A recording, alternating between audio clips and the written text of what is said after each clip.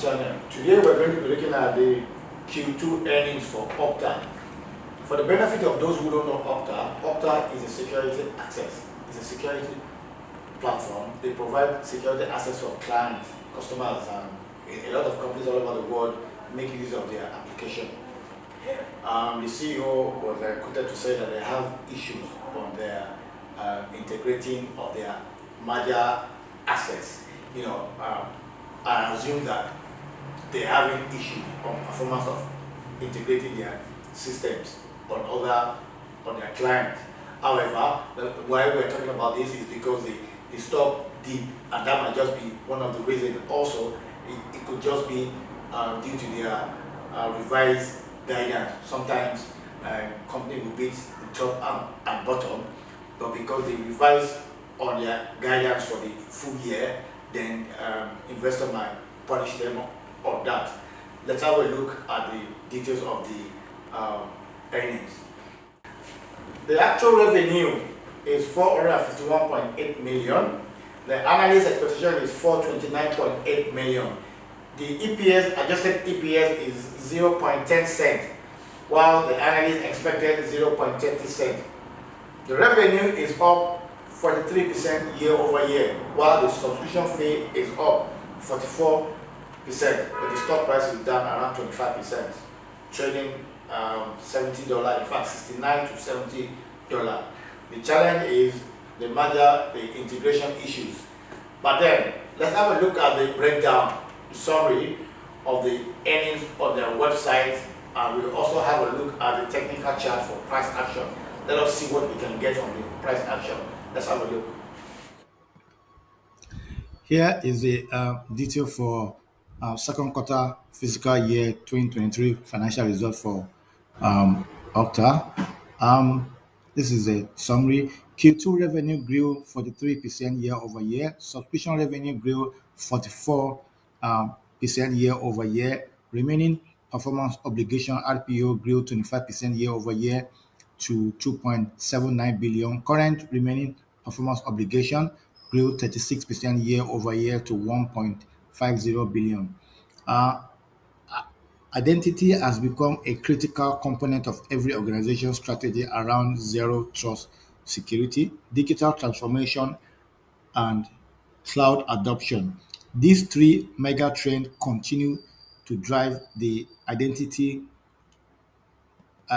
market, said Todd McKinnon, the Chief Executive Officer and co-founder of Okta.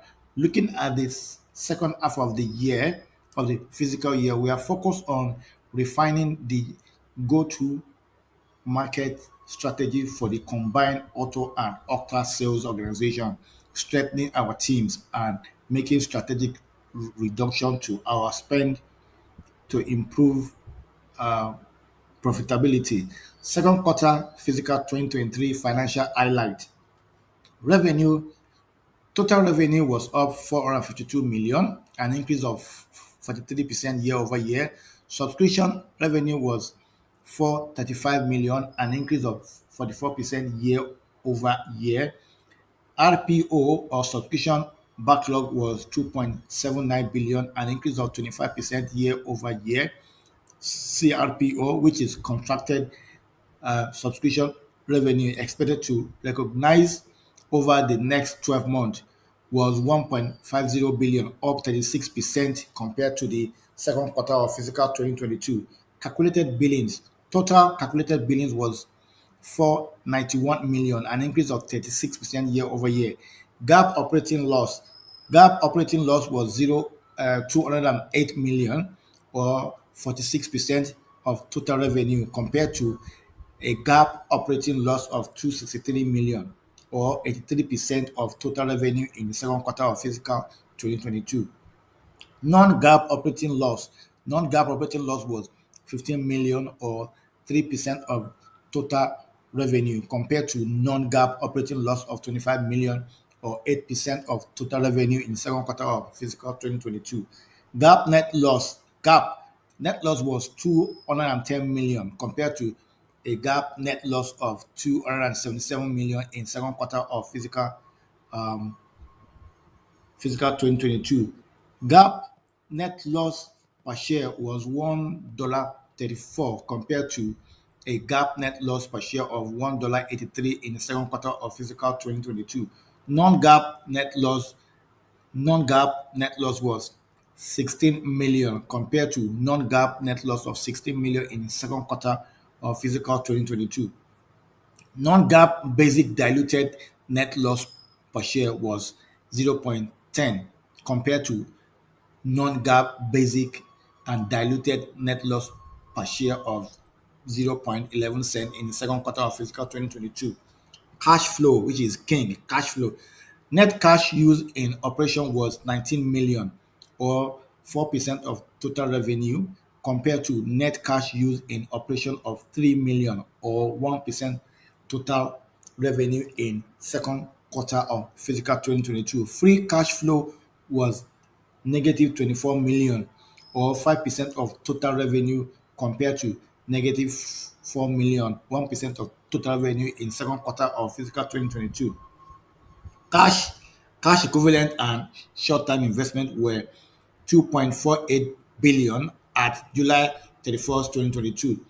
The section titled Non-GAAP Financial Measure below contain a description of non-GAAP financial measure and reconciliation between GAAP and non-GAAP information are contained in the table below. Look, the GAAP and non-GAAP, it's a US accounting format.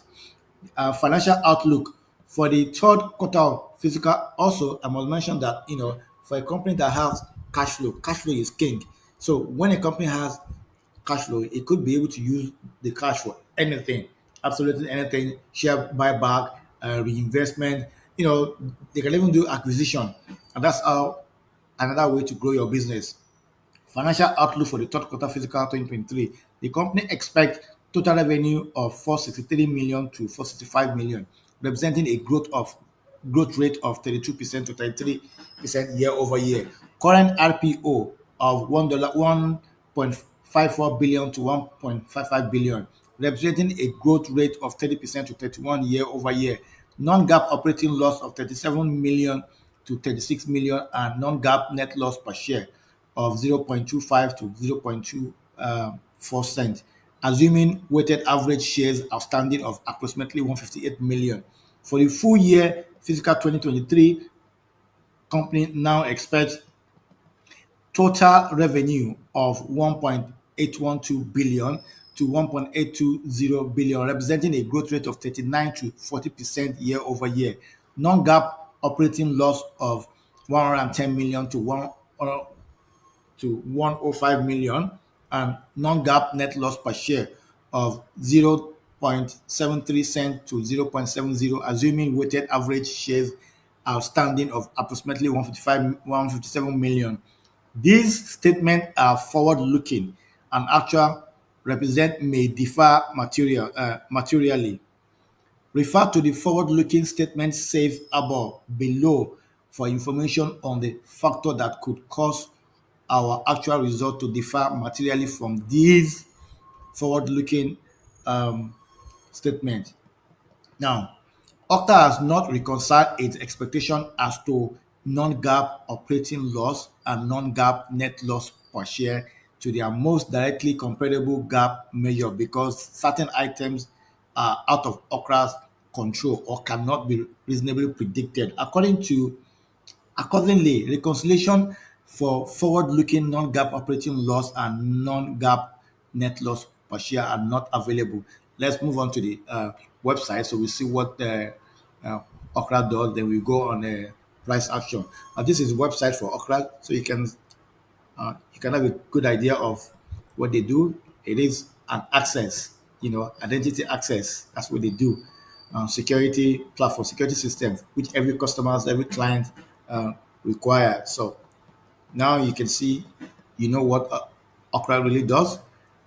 As you can see, let's move on to a price action. So we can. This is a chart.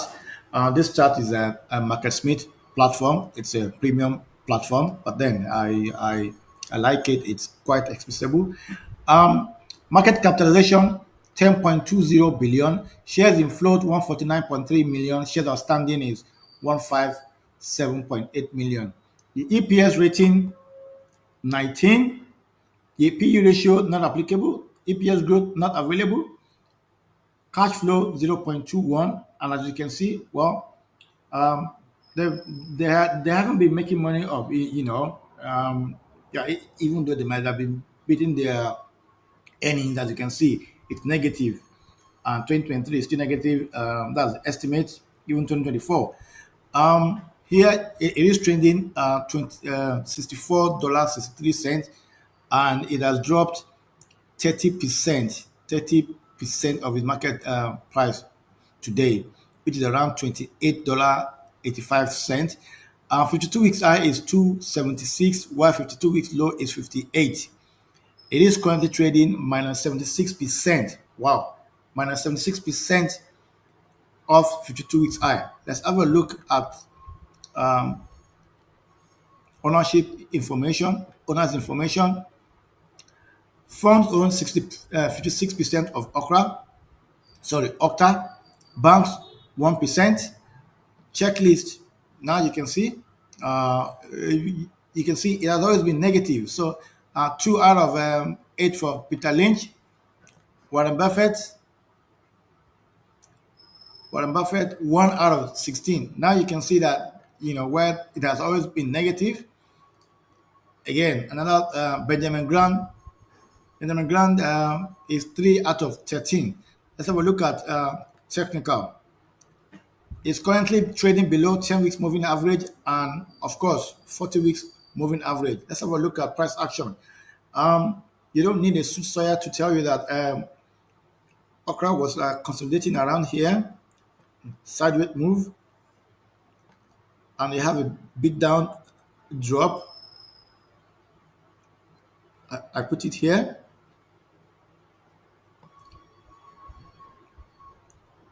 Then we have a level of resistance here.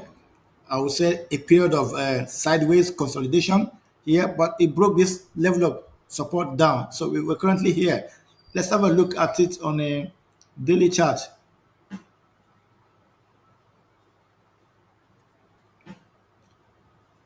On a daily chart, well, you don't need a soothsayer to tell you that this stock has been trading down. It is currently trading below 15 days and 50-day moving average, and you have a period of sideways here. Guys, you need to be careful on Okta. Check their finances.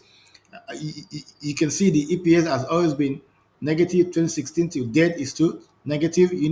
Guys, you don't just buy stocks blindly because you watch it on a YouTube or somebody talks about it, or because you see the stock on a minus 76% down or 52 weeks high or so. Look, it is important that you're not buying a falling knife. It's not every stock that is 50% down or 50, or more that is value. When we say buying stock below their intrinsic value, it doesn't mean you should buy a falling knife. You have to be reasonable as well in buying. The price action for Okta, and you have seen the breakdown of the earnings. Do not just add Okta to your portfolio without understanding its business model and revenue model. You can also do this by going to their website, check everything, see all the information there. While you did that, you also need to carry out valuation. Make sure you use the right metric. You can use one of the metrics you've seen, that we have used on the Market Smith, or you can find, on Guru Focus or other websites. You see different. You can even develop your own. Basically, you can do total liability to free cash flow. Compare the stocks with a stock of equal capacity in the market. Do not just add that blindly to your portfolio.